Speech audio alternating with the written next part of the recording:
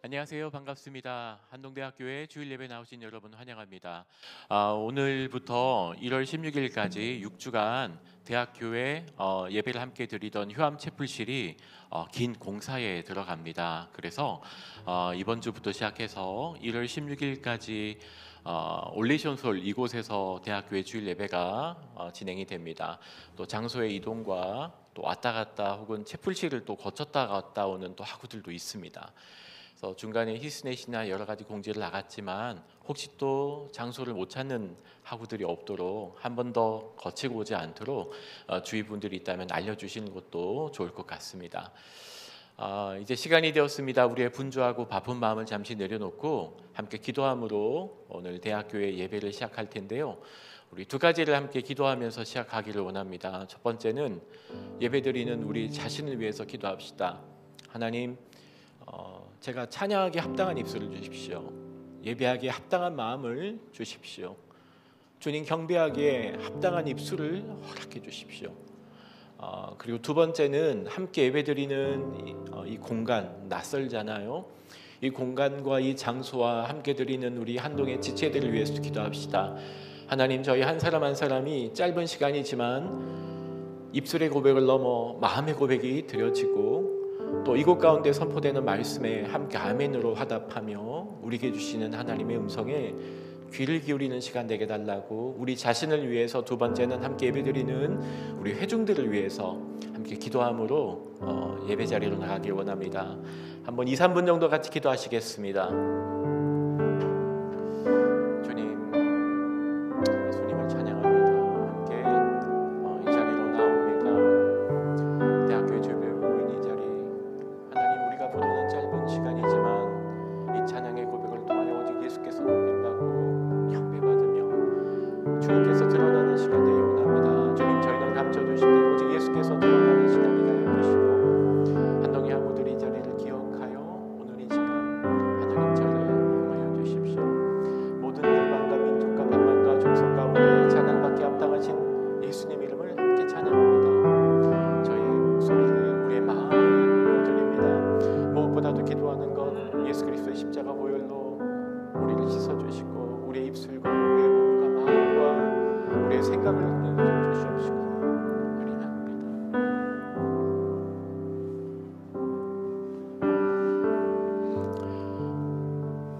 십자가의 보혈을 의지하여 주님의 보호자 앞으로 담대히 나아갑니다.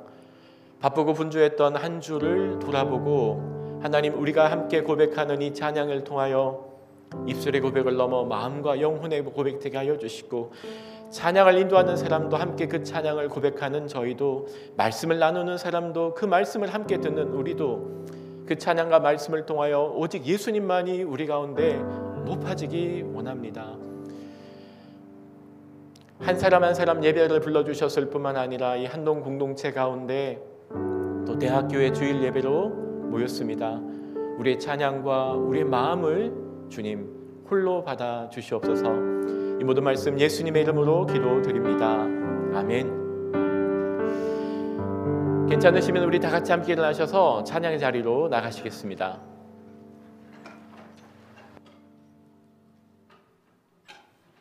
할렐루야. 이 자리에 오신 여러분을 환영합니다. 우리 좌우를 둘러보면서 옆 사람과 이렇게 인사할까요? 샬롬, 잘 오셨습니다. 네, 그러면 바로 계속해서 찬양하도록 하겠습니다.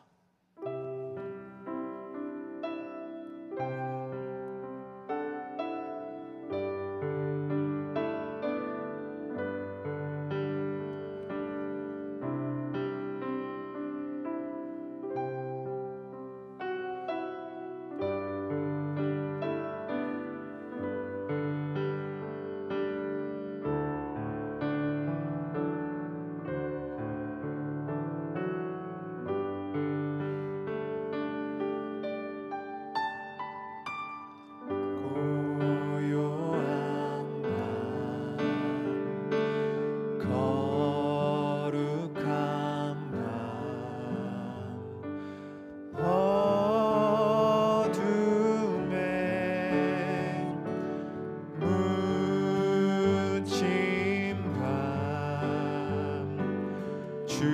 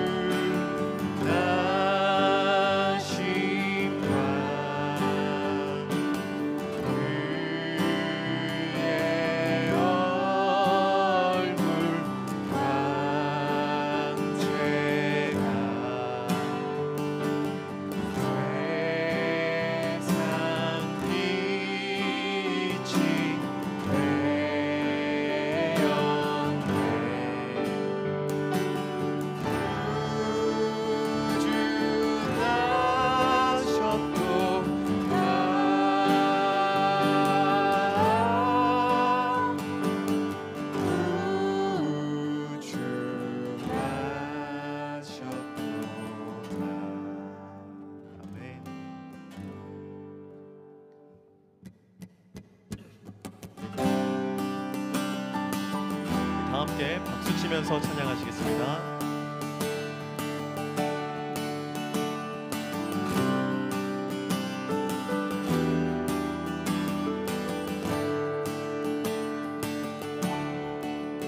가장 높은 곳에서 가장 낮은 곳으로 찾아오셨네. 날 살리려고 영원한 죽음에서 영원한 생명으로 구원하셨네. 크신 은혜로 그 사랑으로 그의 상함으로 나의 영혼 죄상 받았네.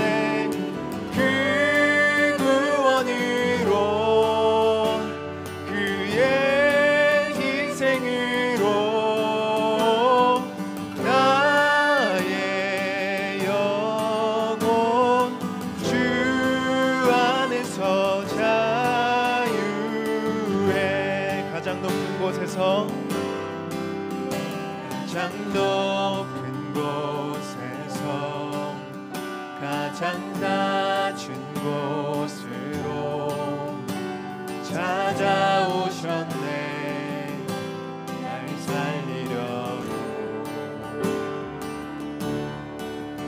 영원한 죽음에서 영원한 생명으로 구원하셨네. 크신 은혜로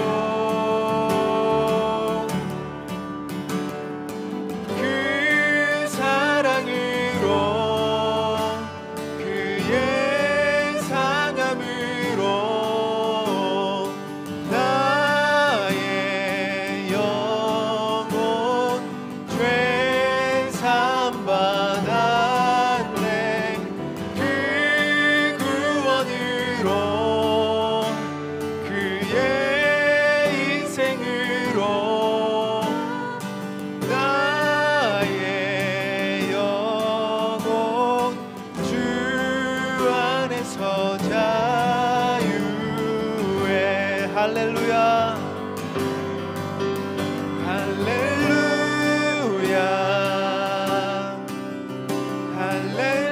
할렐루야. 가장 높으신 주 그 영광을 찬양하리. 할렐루야 할렐루야. 가장 높으신 주 그 영광을 찬양하네. 그 사랑으로 그의 상함으로 나의 영혼 죄삼 받았네.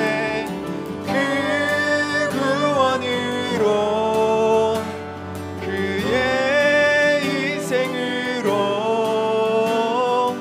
나의 영혼 주 안에서 자유해.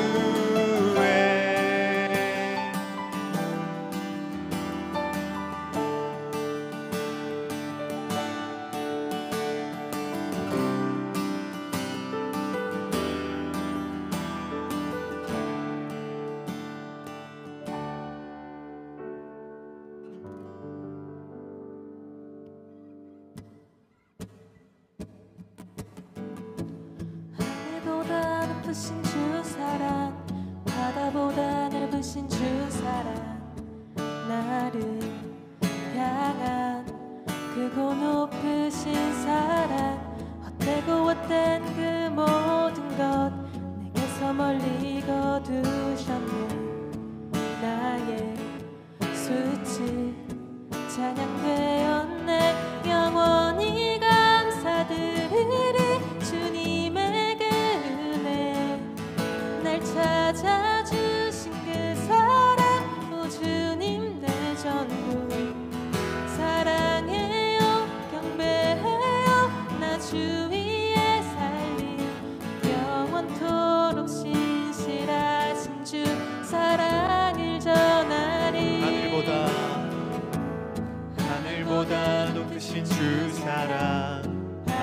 하늘보다 넓으신 주 사랑 나를 향한 크고 높으신 사랑 헛되고 헛된 그 모든 것 내게서 멀리 거두셨네 나의 수치 찬양되었네 영원히 감사드리리 주님의 은혜 날 찾아주신 그 사랑 오 주님 내 전부 사랑해요 경배해요 나 주 위에 살리 영원토록 신실하신 주 사랑을 전하리 하나님께서 세상을 사랑하사 독생자를 주셨으니 믿는 자는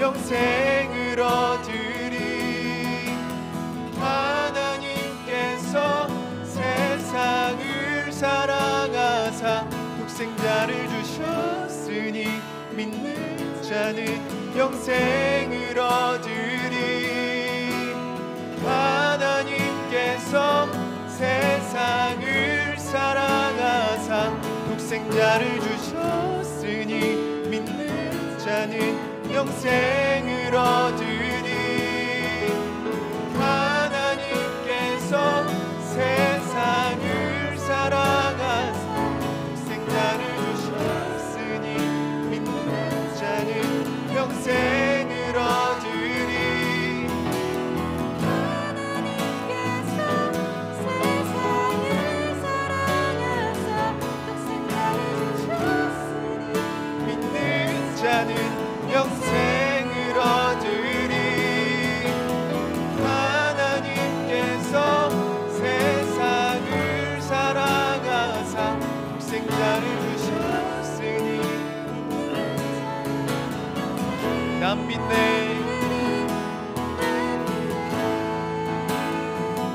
난 믿네 난 믿네 다시 사신 독생자 난 믿네 난 믿네 난 믿네 다시 사신 독생자 난 믿네 난 믿네 난 믿네 다시 사신 독생자 난 믿네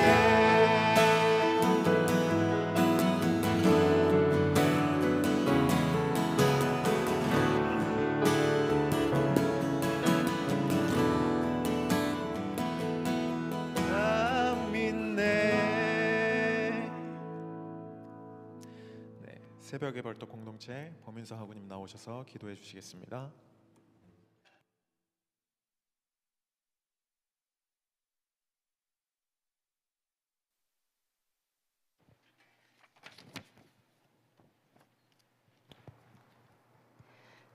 기도하겠습니다.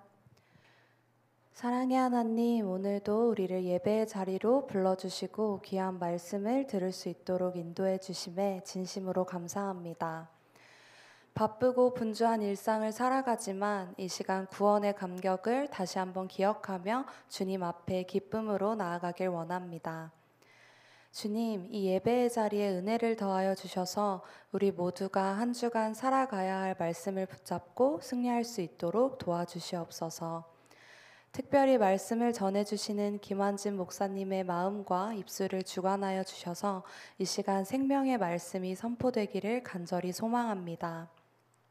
주님 앞에 마음껏 예배하고 싶어도 그럴 수 없는 영혼들과 방황하고 상처받은 모든 영혼들을 주님 이 시간 기억하여 주시고 그들과도 함께하여 주시옵소서.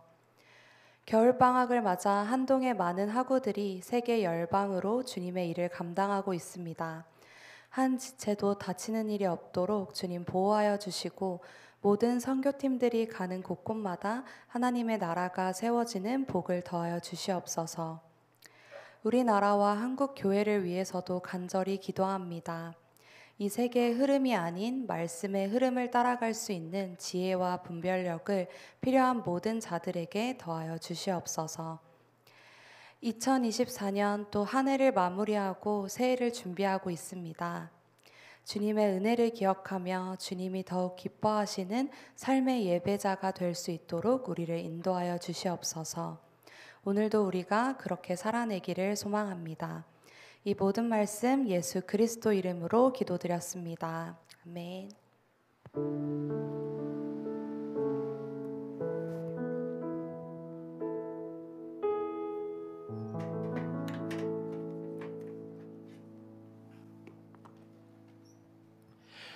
안녕하세요. 대학교의 주일 예배 나오신 여러분 환영합니다. 낯선 공간에서 또 새로운 공간에서 함께 또 모이게 되었습니다. 먼저 우리 환영과 나눔 하기 전에 주위에 모르는 분도 있고 앉아 계신데 또 아는 분도 있겠지만 우리 잠깐 좌우 옆 돌아보시면서 잠깐 눈인사 하실까요? 안녕하세요. 잘 오셨습니다. 네, 또 한번 이렇게 인사합시다. 메리 크리스마스. 메리 크리스마스. 네, 잘 오셨습니다. 벌써 이번 주 수요일이 되면 또 크리스마스 예배가 있죠. 요즘 캐롤 듣기도 참 어려운 시기지만 이번 주 보내면서 또 사람이 되신 하나님, 이 땅에 오신 예수님과 함께 기뻐할 줄 아는 또 저희 되었으면 좋겠습니다.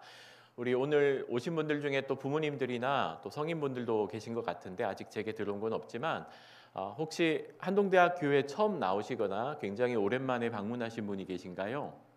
한번 손들어 표해 주시겠습니까? 네, 감사합니다. 그러면 우리 같이 찬양하면서 서로 축복하는 시간 가지겠습니다.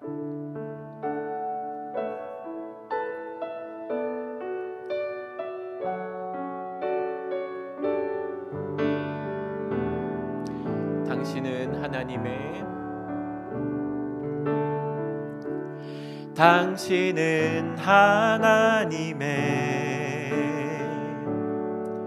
언약 안에 있는 축복의 통로. 당신을 통하여서 열방이 주께 예배하게 되리. 우리는 하나님의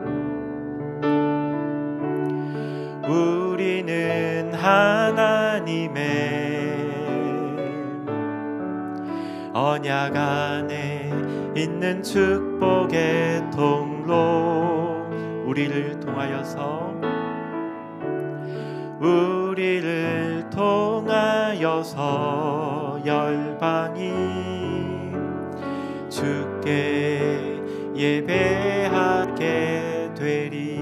우리 그렇게 하실 하나님께 감사의 박수 드립시다. 대학교의 소식 몇 가지 전합니다. 알려드린 대로 1월 16일까지 효암채플실이 아니라 이곳에서 6주간 예배가 드려지게 됩니다. 주위 혹시 오랜만에 방문을 하게 되는 친구들이나 학우들이 있다면 한번 기억날 때 이곳으로 함께 예배드리러 오자고 또 공간들을 알려주는 것도 좋을 것 같습니다.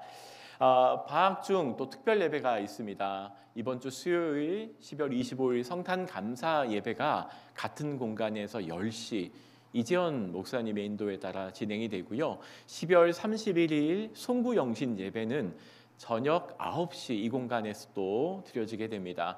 저희가 학교에서 나가는 버스 시간을 맞추다 보니 예전에는 11시에 드렸었거든요. 그래서 카운트다운도 하고 했는데 버스 시간에 맞추어서 송구영신 예배는 9시에 또 모이게 됩니다. 한번 또 기억해 주시기 바랍니다. 또 히스넷 통해서 공지가 나갔지만 이번 겨울방학을 통해서 9개 국가로 15개 공동체가 그리고 300여 명의 우리 학생들이 또 복음을 가지고 열방을 섬기러 나가게 됩니다. 이미 100여 명의 첫 번째 팀이 나가게 되었고요. MNT 태국 아울리치를 시작으로 됩니다. 지난주부터 또 이 아울리치 팀을 위해서 선교 헌금을 모금을 했는데 450여만 원의 헌금이 모금이 되었습니다. 이 금액들은 모두 이번 아울리치를 나가는 팀들에게 거리, 장소, 인원 등에 따라서 또 헌금이 나눠지게 됩니다. 함께 또 안전하게 이 모든 팀들이 복음을 전하고 또 안전하게 한국으로 돌아올 때까지 함께 하나님 오른손으로 지켜주시길, 성령 하나님 그들과 함께 하시길 또 기도해 주시기를 부탁드립니다. 마지막 한 가지 공지가 더 있습니다. 겨울방학 기간 중에 우리 학생들, 특별히 학교에 남아있는 학우들을 위해서 하루 집중적으로 오전 한 9시 반, 10시가 될 것 같은데요. 오후 5시까지 조금 집중적으로 성경 전체를 한번 조망하는데, 이번에는 구약 성경을 한번 조망하고 그것을 어떻게 읽고 해석할지 등을 함께 집중적으로 연구하는 세미나를 준비하고 있습니다. 사전 신청을 받고 있는데요. 1월 9일 또는 1월 16일 이틀 중에 학우들이 많이 참석할 수 있는 날을 이제 결정을 하게 될 것 같습니다. 앞에 신청서가 있는데요. 한번 내용들을 보시고 또 히스넷과 요 링크로 들어가시면 더 안내가 더 나와 있습니다. 이번에 이 성경 연구 세미나를 진행하는 분은 장성길 교수님이시고요. 구약학을 공부합니다. 최근에 낸 책은 희년이라는 책을 내었습니다. 희년이라고 하는 독특한 주제를 가지고 더 연구하기를 또 원하셨고 책으로 또 내셨는데, 장성길 교수님과 함께 구약 성경 전체를 한번 조망하고 들여다보는 이 시간에 우리 학우님들의 많은 관심을 바랍니다. 특별히 5학기 이상 우리 고학년 학우님들의 많은 참여를 또 부탁드립니다. 오늘 하나님께서 우리에게 주신 말씀 보기 원합니다. 아모스 4장 6절에서 13절 말씀입니다. 아모스 4장 6절에서 13절입니다. 본문이 길지 않습니다. 다 같이 한 마음과 한 목소리로 읽을 텐데 제가 세 번역 성경으로 준비를 했습니다. 앞에 보이는 화면으로 함께 보시면 좋을 것 같습니다. 함께 읽습니다. 시작. 내가 너희가 사는 모든 성읍에서 끼니거리를 남기지 않고 너희가 사는 모든 곳에 먹거리가 떨어지지 그런데도 너희는 나에게로 돌아오지 않았다. 주님께서 하신 말씀이다. 그래서 추수하기 3달 전에 내리는 비도 너희에게는 내리지 않았다. 또 내가 어떤 성읍에는 비를 내리고 어떤 성읍에는 비를 내리지 않았다. 어떤 들녘에는 비를 내리고 어떤 들녘에는 비를 내리지 않아서 가뭄이 들었다. 두세 성읍의 주민들이 물을 마시려고 비틀거리며 다른 성읍으로 몰려갔지만 거기서도 물을 실컷 마시지는 못하였다. 그런데도 너희는 나에게로 돌아오지 않았다. 주님께서 하신 말씀이다. 내가 입마른 병과 깐부기 병을 내려서 너희를 치고 너희의 정원과 포도원을 황폐하게 하였다. 너희의 무화과 나무와 올리브 나무는 메뚜기가 삼켜버렸다. 그런데도 너희는 나에게로 돌아오지 않았다. 주님께서 하신 말씀이다. 내가 옛날 이집트에 전염병을 내린 것처럼 너희에게도 내렸다.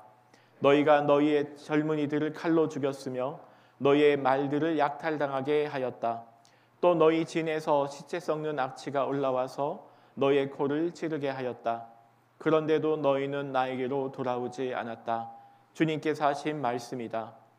나 하나님이 옛날에 소돔과 고모라를 뒤엎은 것처럼 너희의 성읍들을 뒤엎었다. 그때 너희는 불 속에서 끄집어낸 나무 조각처럼 되었다. 그런데도 너희는 나에게로 돌아오지 않았다. 주님께서 하신 말씀이다. 그러므로 이스라엘아, 내가 너희에게 다시 그렇게 하겠다. 바로 내가 너에게 이렇게 하기로 작정하였으니 이스라엘아, 너는 너의 하나님을 만날 준비를 하여라.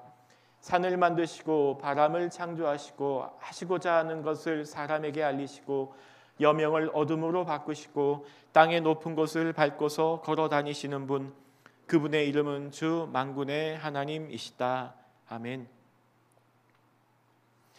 크리스마스를 앞두고 읽은 본문으로는 좀 본문이 어둡습니다. 예언서를 함께 읽었습니다. 아모스서 본문입니다.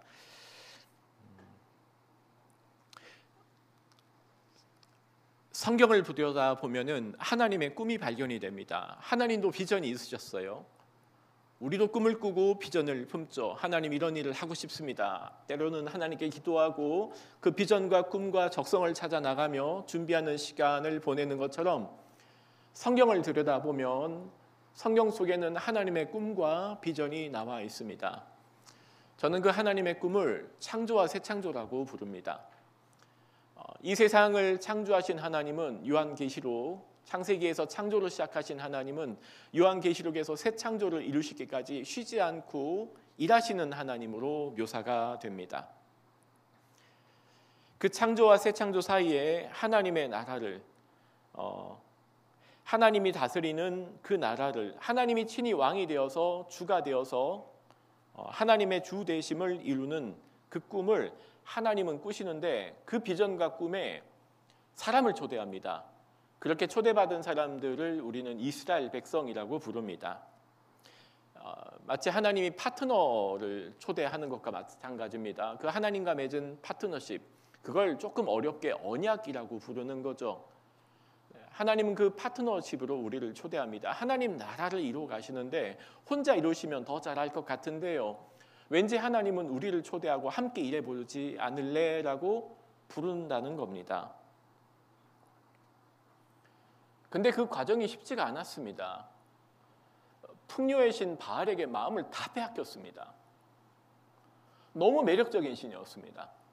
비를 주관하고 번개를 주관하며 구름을 만들어내고 이 땅을 풍요롭게 풍성하게 많은 열매와 과실을 맺는다는 그 바알에게 마음을 온통 빼앗깁니다. 하나님과 맺은 그 파트너십, 언약이 심각하게 훼손을 당합니다.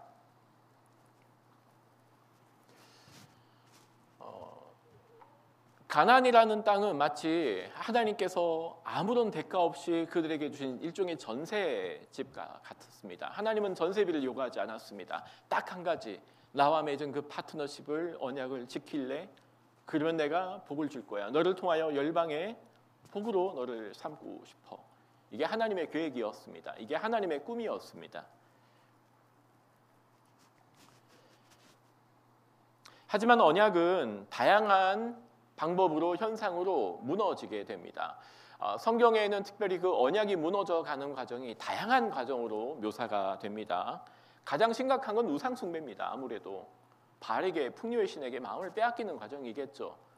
그 외에도 도덕적 타락이라든지 고위 관직이나 재판관들이 뇌물을 받아 먹으며 부정과 부패를 일삼는다든지, 사회 경제적 불평등 구조가 심화되어 간다든지, 강자가 약자에 대한 억압적 구조로 사회에 여러 가지 모순이 나타난다든지, 그 언약의 붕괴라는 건 사회 곳곳에서 여러 가지 방식으로 도덕적으로, 영적으로, 재정적으로, 사회적 차원에서 드러나게 됩니다.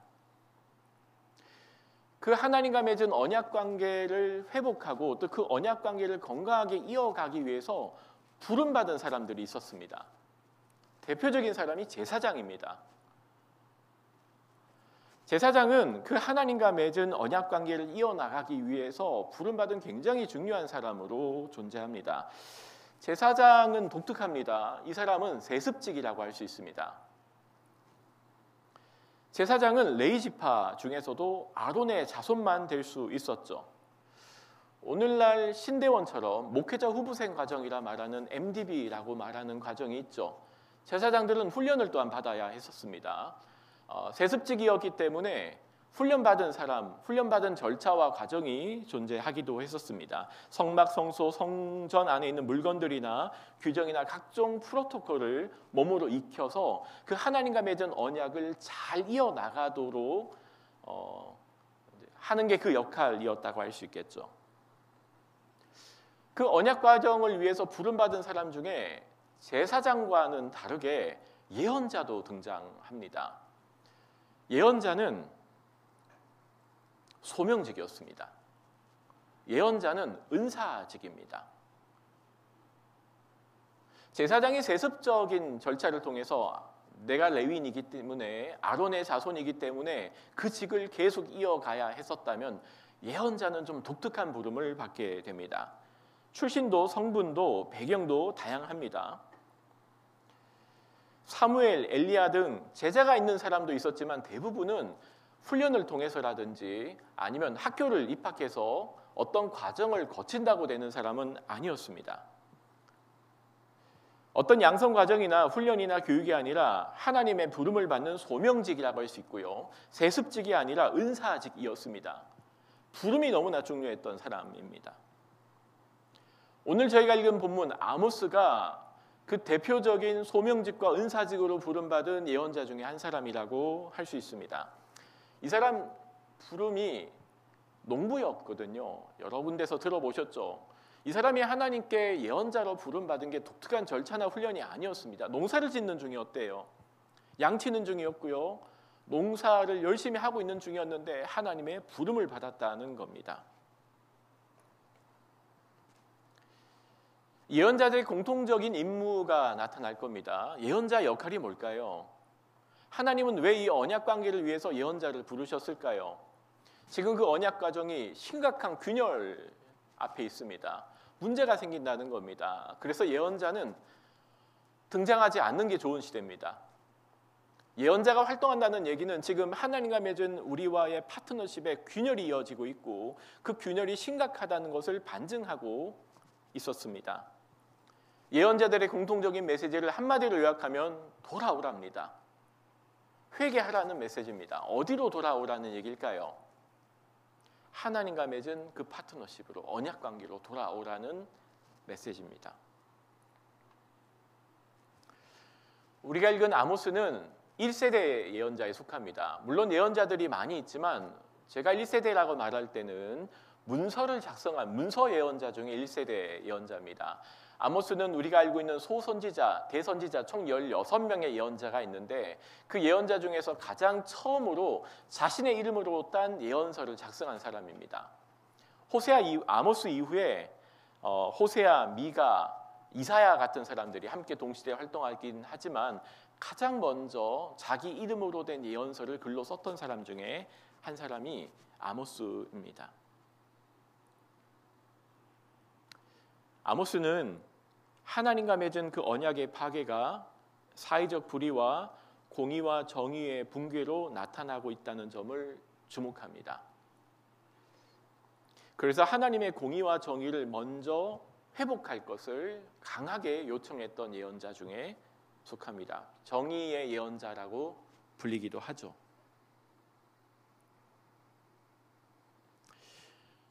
아모스가 예언했던 장소는 북이스라엘입니다. 북이스라엘에서 활동한 예언자가 별로 없습니다. 한 2명 정도 나타납니다. 그 중에 한 사람이 아모스인데 아모스가 북이스라엘까지 올라가서 예언을 한 배경에는 정치적인 상황도 함께 얽혀 있습니다. 이때 북이스라엘과 남유다는 솔로몬 이후에 가장 강력한 경제적인, 외교적인, 군사적인 확장을 이룰 때입니다. 돈이 많았던 시기입니다. 외교적으로도 강력한 힘을 가졌었어요. 북쪽에 있었던 시리아가 굉장히 이렇게 세력이 약해진 때였거든요.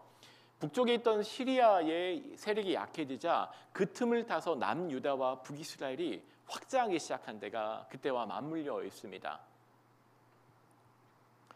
다윗과 솔로몬이 누렸던 군사와 경제력으로 최대 번성기를 누려서 와 그때 영광을 우리가 꿈꾸지 않을까라고 생각했던 때가 바로 이 아모스가 활동하던 때라고 할 수 있습니다. 시기적으로는 굉장히 좋은 때죠. 외교도 잘 되고 있고 정치도 잘 되고 있고 군사적으로도 강력한데 아모스가 왜 활동을 할까요? 하나님께서 아모스에게 주신 메시지는 정의와 공의의 회복이었습니다. 하나님은 특별히 사회 구조에 집중합니다. 아모스를 통해서입니다. 특별히 그가 바라본 사회적 구조는 그 사회가 약자들에게 어떻게 대하는가로 결정이 되었습니다. 그걸 공의와 정의라고 부릅니다. 지금 우리가 생각하는 공의와 정의와는 조금 다른 의미를 가지고 옵니다. 그 사회가 공의롭다, 정의롭다는 무엇으로 결정을 할까요? 있는 사람들이, 강한 사람들이 없는 사람과 약자에게 어떻게 대하는가에 따라서 그 사회의 정의와 공의가 하나님의 눈에 분별이 되던 때입니다. 일종의 약자에 대한 태도는 리트머스지와 같습니다. 알칼리성에 리트머스를 지면 파란색으로, 산성에 띄면 붉은색으로 변하는 것처럼 그 사회의 공의와 정의라고 하는 리트머스는 약자에 대한 태도로 드러났다는 것이죠. 오늘 저희가 보진 않았지만 이 아모스서 전체는 그 약자들에 대한, 가난한 자들에 대한 억압과 착취가 굉장히 적나라하게 묘사가 됩니다. 그런 중에도 예배는 계속 드려졌습니다. 삶이 뒷받침되지 않은 그 거칠의 예배를 하나님은 참을 수가 없으셨던 것 같습니다. 대표적인 구절 5장입니다. 5장 21절부터 이어지는 본문인데 나는 너희가 벌이는 절기 행사들이 싫다. 역겹다. 너희가 성회로 모여도 도무지 기쁘지 않다. 너희가 나에게 번제물이나 곡식제물을 바친다 해도 내가 그 제물을 받지 않겠다. 너희가 화목제로 바치는 살찐 짐승도 거들어 보지 않겠다. 너희의 시끄러운 노랫소리도 나의 앞에서 집어치워라.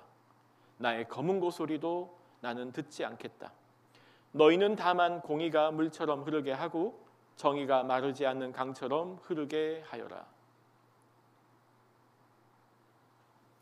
아모스서의 대표 구절이라고 할 수 있습니다. 이스라엘은 공의와 정의를 떠나 살면서도 하나님이 자신을 구원할 거라고 철떡같이 믿고 있었습니다. 아모스는 그런 허황된 믿음 앞에 하나님의 심판을 외칩니다. 5장 18절 제가 읽겠습니다. 너희는 망한다. 주님의 날이 오기를 바라는 자들아, 왜 주님의 날을 사모하느냐? 그 날은 어둡고 빛이라고는 없다.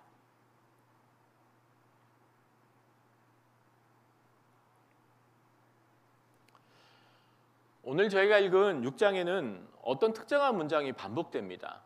그 문장은 6절, 8절, 9절, 10절, 11절 5번에 걸쳐서 반복되는 그런데도 너희는 나에게로 돌아오지 않았다라는 표현입니다.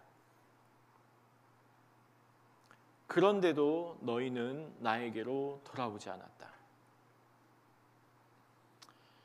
결국 앞에 보이는 12절 본문에서요. 하나님은 이렇게 말씀합니다. 이스라엘아, 너는 너의 하나님을 만날 준비를 하여라. 이스라엘아, 너는 너의 하나님을 만날 준비를 하여라. Prepare to meet your God. 히브리 단어는 딱 3단어로 구성되어 있습니다.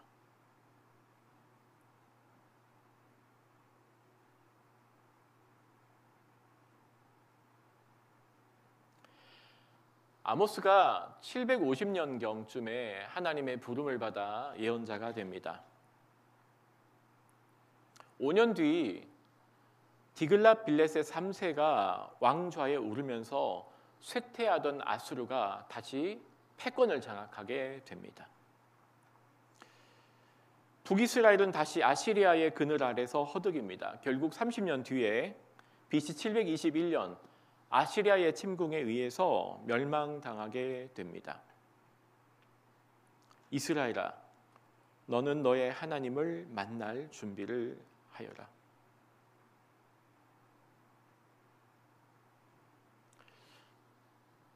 예언서는 참 읽기가 힘듭니다. 부담스럽습니다. 읽기가 힘든 이유 중에 한 가지는 지금까지 우리가 살펴본 것처럼 북왕국이나 남왕국의 멸망을 주로 다루고 있기 때문입니다. 우리는 2024년을 살고 있습니다. 예언서가 주로 남유다와 북이스라엘의 멸망을 다룬다고 한다면 그 예언은 이미 이루어진 내용이겠죠. 그 하나님의 예언이 이미 이루어졌다면 2024년을 살고 있는 우리에게 예언서는 어떤 의미를 가지고 있고 우리는 이 본문을 어떻게 읽어야 할까요? 우리와는 참 먼 이야기로 들리기도 할 겁니다. 구약을 살던 언약 백성들과 예언자들은 오실 메시아를 기다렸습니다. 그날, 주의 날, the day of the Lord. 그 날을 기대하고 살았죠. 신약을 살고 있는 우리는 이미 오신 이 땅에 하나님이 사람이 되신 그 예수 그리스도를 기념하고 감격하고 살고 있습니다. 아모스가 전했던 너는 너의 하나님을 만날 준비를 하여라.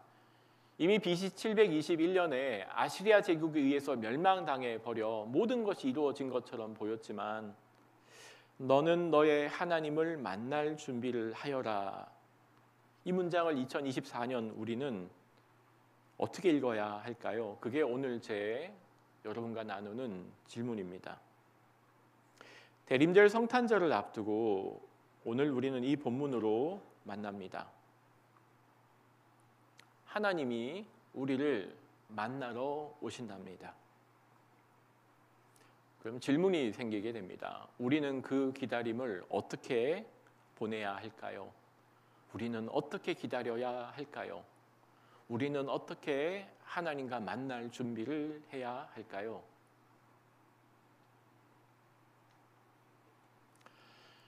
제게 오버랩된 성경 구절이 야고보서 5장 7절 8절입니다. 우리 야고보서 본문을 같이 읽어 볼까요? 함께 읽습니다. 시작. 그러므로 형제 자매 여러분, 주님께서 오실 때까지 참고 견디십시오. 보십시오. 농부는 이른 비와 늦은 비가 땅에 내리기까지 오래 참으며 땅의 귀한 소출을 기다립니다. 참으십시오. 마음을 굳게 하십시오. 주님께서 오실 때가 가깝습니다. 야고보서는 신약 성경에 있는 책들 중에 가장 먼저 작성된 것으로 보입니다. 가장 초기 기독교의 모습을 담고 있는 책 중에 하나입니다. 야고보서를 쓴 야고보 산원은요, 예수님의 친동생 야고보라고 알려져 있습니다. 예수님에게 남동생이 4명이 있었거든요. 예수님이 몇째셨죠? 첫째죠. 그리고 바로 밑에 있는 동생이 야고보입니다. 예수님의 살아생전에는 제자가 아니었었습니다. 하지만 예수님의 부활을 직접 목도하고 경험하며 예수님의 제자가 되었고 초기 기독교를 끌어가는 가장 큰 리더 역할을 하기도 했던 사람입니다. 형제자매 여러분, 주님께서 오실 때까지 참고 견디십시오. 보십시오. 농부는 이른 비와 늦은 비가 땅에 내리기까지 오래 참으며 땅의 귀한 소출을 기다립니다.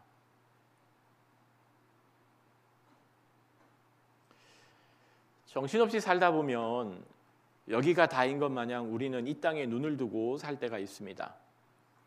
이 땅에 오신 예수를 기억하지만 동시에 다시 오실 예수를 기다리며 그걸 종말이라고 부르거든요. 그 종말을 살아가는 우리의 삶의 자세가 필요한 것 같습니다. 우리 모두는 이 땅에 오신 예수님과 다시 오실 예수님, 창조와 새 창조 그 사이 어느 지점을 살고 있습니다. 그 사이 기간을 우리는 어떻게 살아야 할까요?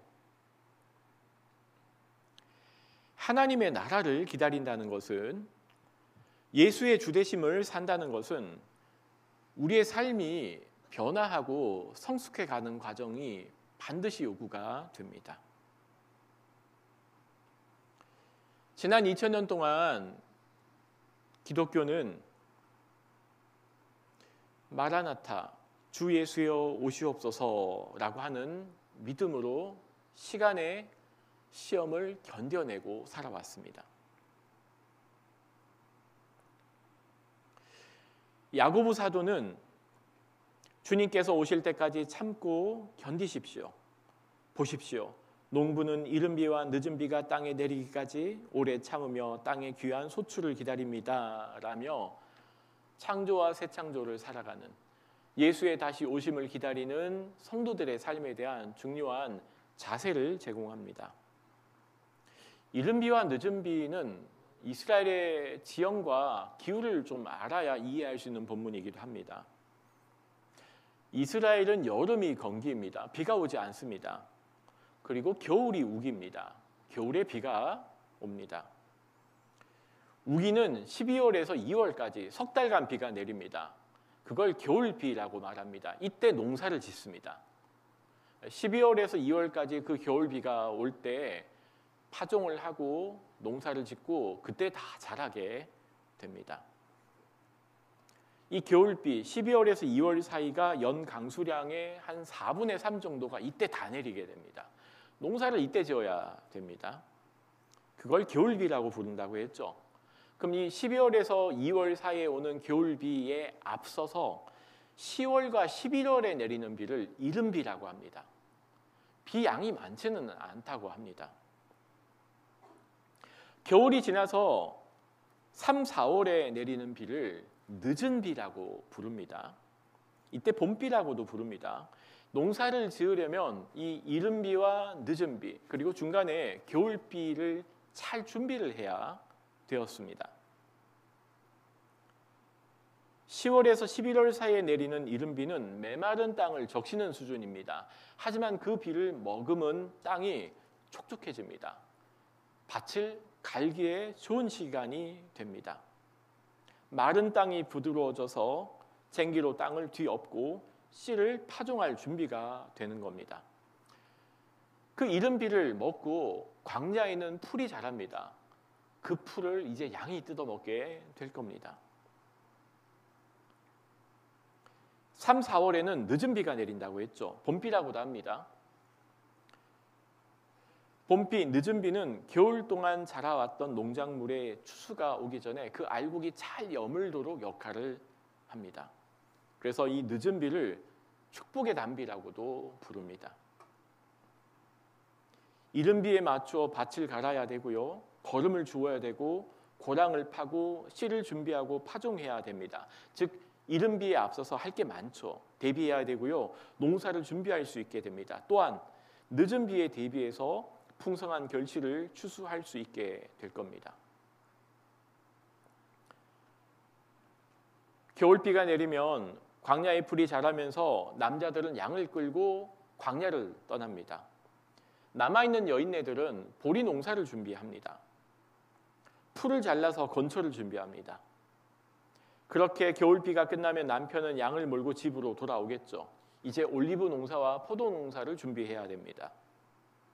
그렇듯 농부는 계절을 보고 날씨를 보고 하늘과 바람을 보고 참고 기다려야 한 해 농사를 짓게 되는 것처럼 야고보서는 그 늦은 비와 이른 비가 땅에 내리기까지 오래 참으며 땅의 귀한 소출을 기다리는 농부의 마음으로 다시 오실 예수님을 준비하고 살라고 말합니다.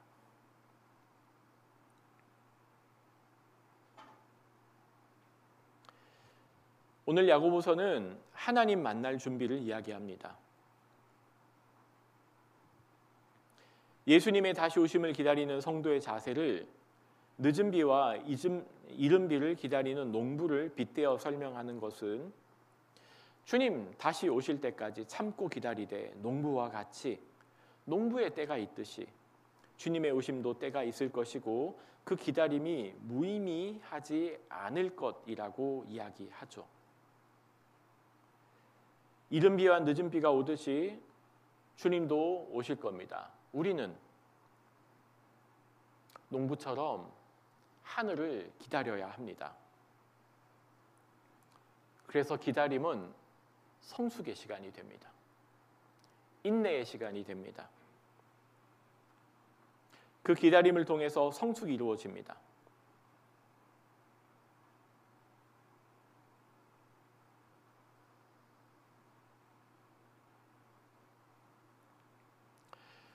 니콜라스 월터스토프라고 하는 성공의 사제이자 신학자가 있습니다. 1975년에 남아프리카 공화국을 방문하게 됩니다. 당시는 아파르트헤이트 인종차별 정책으로 전 국토가 고통을 앓고 있을 때였습니다. 아파르트헤이트 정책이 가지고 온 해악과 부조리를 75년 방문했던 월터 스토프는 온몸으로 사람들의 고통을 직접 보고 듣고 경험하며 큰 충격을 받게 됩니다. 내가 지금까지 읽어왔던 아모스서가 나는 문자로만 알게 되었구나라고 고백을 합니다. 아프리카를 방문했던 이 경험을 통해서 정의를 통해 하나님 나라를, 하나님의 사랑을 이루어가는 것이 나의 소명이구나 깨닫게 되었다고 합니다.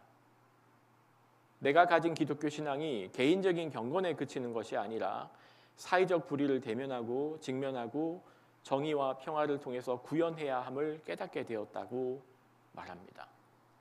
나중에 책 한 권을 씁니다. 그 책의 제목이 정의와 평화가 입맞출 때까지입니다. 정의와 평화가 입맞출 때까지. 정의와 평화가 입맞춘다는 표현은 니콜라스 월더스포프가 다시 오실 예수님을 기다리는 그 기다림의 한 가지 방법이 됩니다. 그의 책에는 이런 기도문이 하나 실려 있습니다. 오 하나님, 굶주린 자에게는 빵을 주시고 빵을 가진 우리에게는 정의에 대한 굶주림을 주옵소서.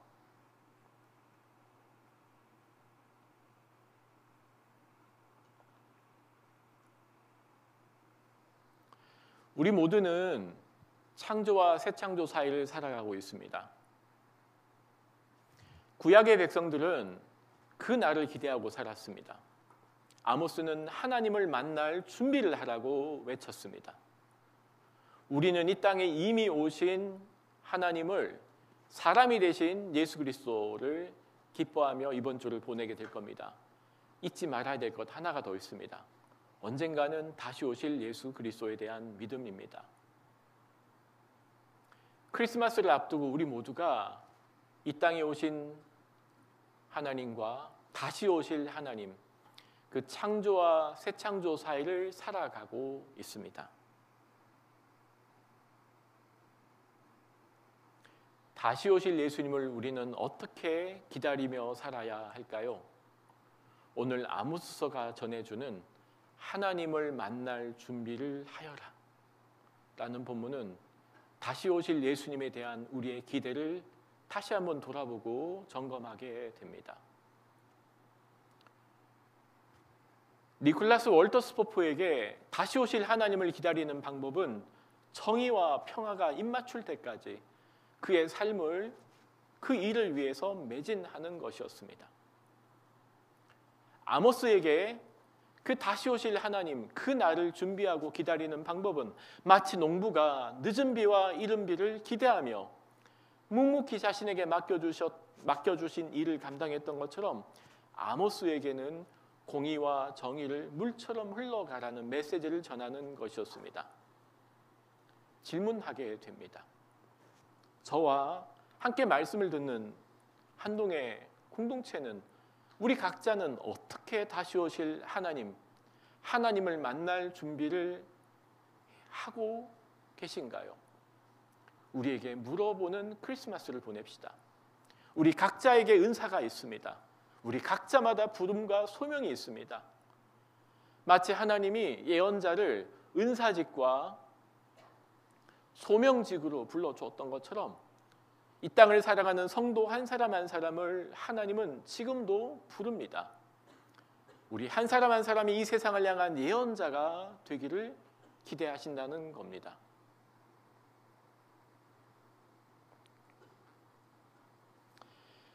앞서 저희는 예언자의 소명을 살펴봤습니다. 예언자는 다양한 출신과 배경, 성분 속에서 부름을 받았습니다. 대부분은 양성이나 훈련이나 교육을 받아서가 아니라 하나님의 부름을 받는 소명직과 세습직이 아닌 은사직에 부름받은 사람이라고 살펴봤습니다.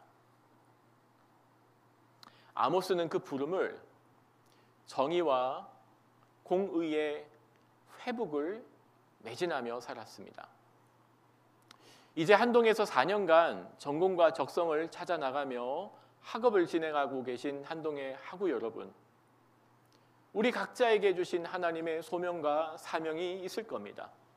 우리 각자에게 주어주신 하나님의 전공이 있습니다. 우리 각자에게 주어주신 하나님의 은사가 있습니다.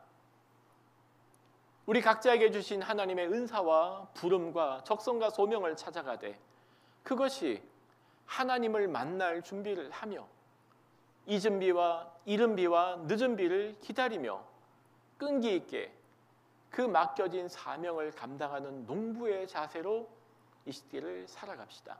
크리스마스입니다. 다시 오신 예수님을 기대하는 시간이기도 하지만 한 가지 더 나가서 이 땅에 다시 오실 예수님을 함께 기대합시다.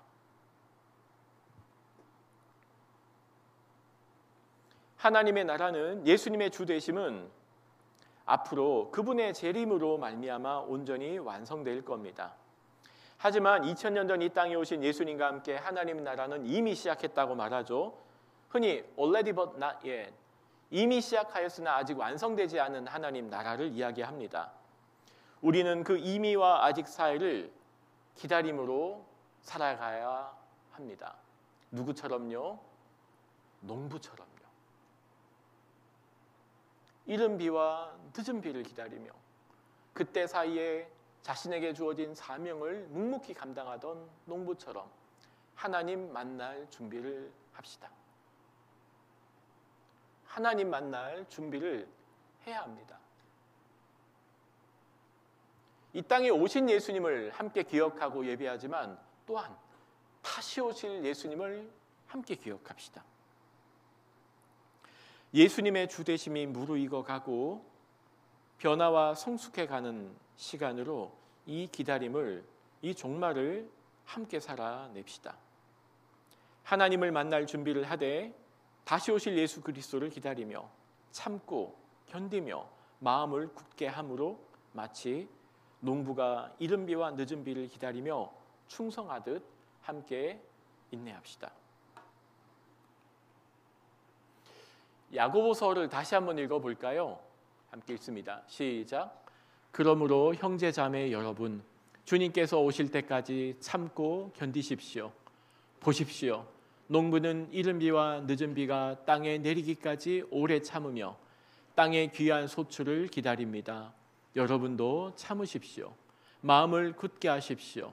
주님께가 오실 때가 가깝습니다. 아멘. 기도하겠습니다.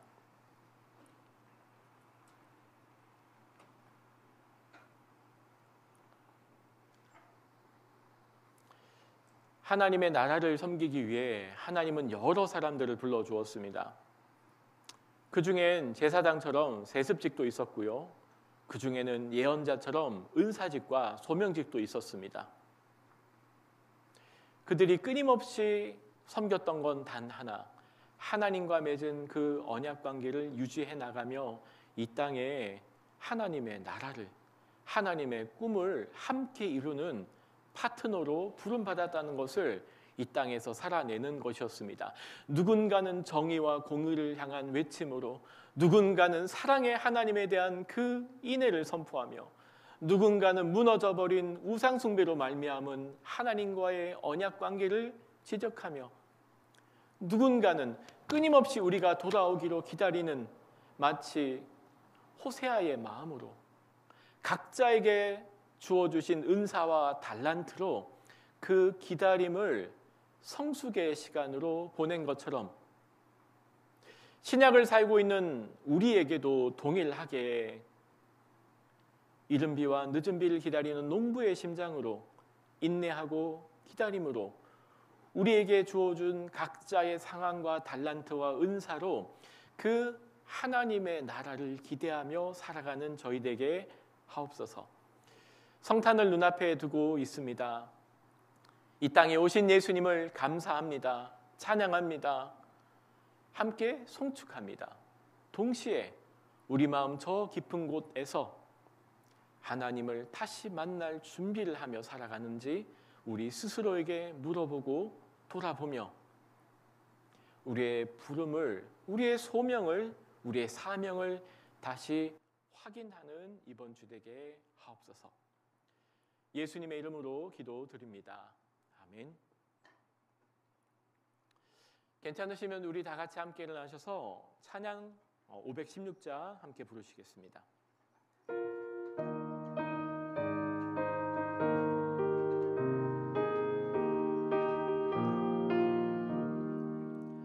옳은 길 따르라 의의 길을 세계 만민의 참된 길 이 길 따라서 살기를 온 세계에 전하세 만 백성이 나갈 길 어둠 밤 지나고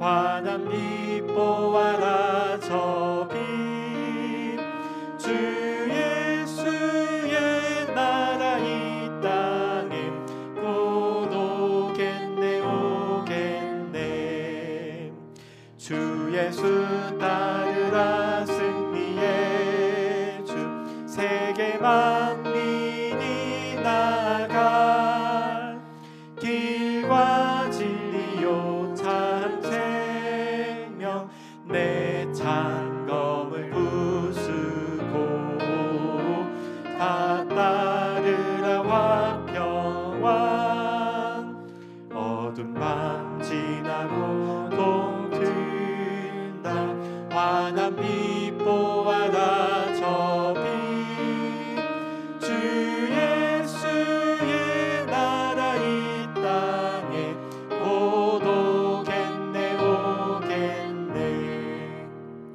놀라운 이 소식 알리어라 세계 만민을 구하렴 내 주 예수를 보내신 참 사랑의 하나님 만 백성이 따를 길 어두운 밤 지나고 동튼다 환한 빛 보아라 저 빛 주 예수의 나라 이 땅에 곧 오겠네 오겠네 고난길 헤치고 찾아온 길 많은 백성을 구한 길 모두 나와서 믿으면 온 세상이 마침내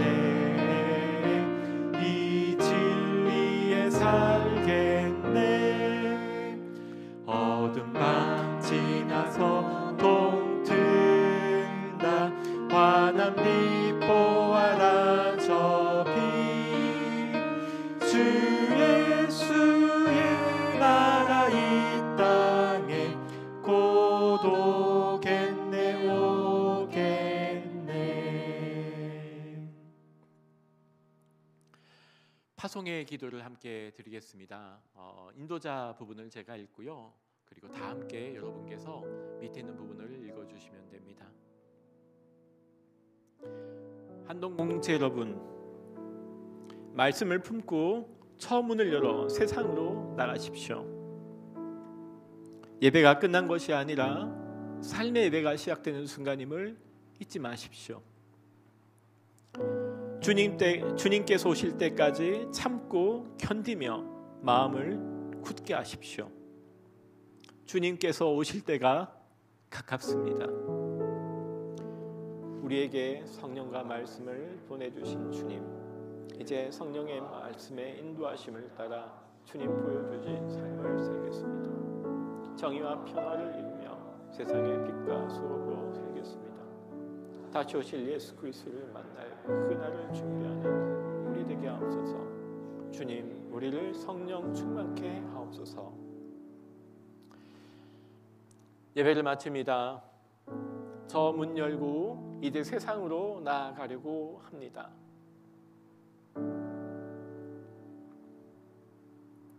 하나님께서는 그 하나님의 나라를 이루시되 누군가는 제사장으로, 누군가는 세습직으로, 누군가는 예언자로, 누군가는 소명과 은사직으로 각 사람의 재능과 달란트와 시대와 부름이 달랐지만 하나님의 꿈으로 초대하시고 이 세상을 향하여 하나님 만날 준비를 하여라 외쳤습니다.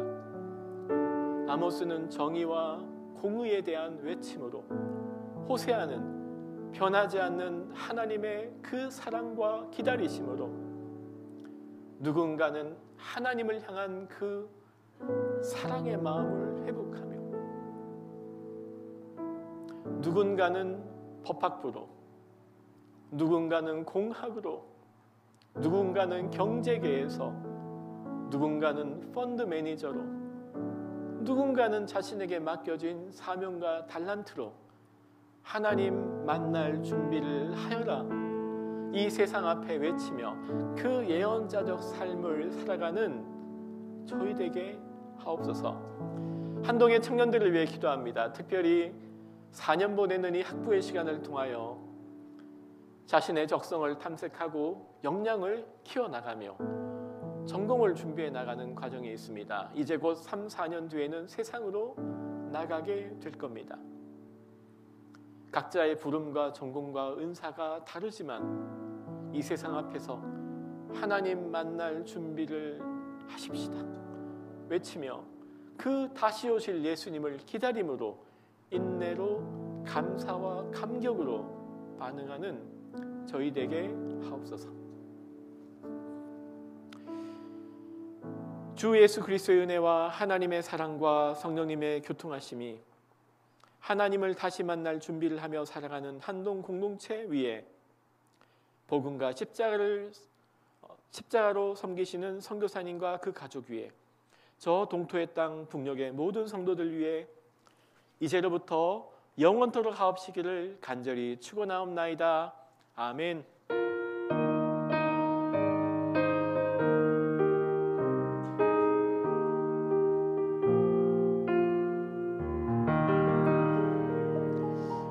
예배를 마쳤습니다. 이번 주도 이 땅에 오신 예수님과 함께 감사하며 고백하는 한 주 되기를 기도합니다. 이번 주 수요일 10시 이곳에서 이재원 목사님의 인도로 성탄 감사 예배도 함께 벌어지고요. 다음 주는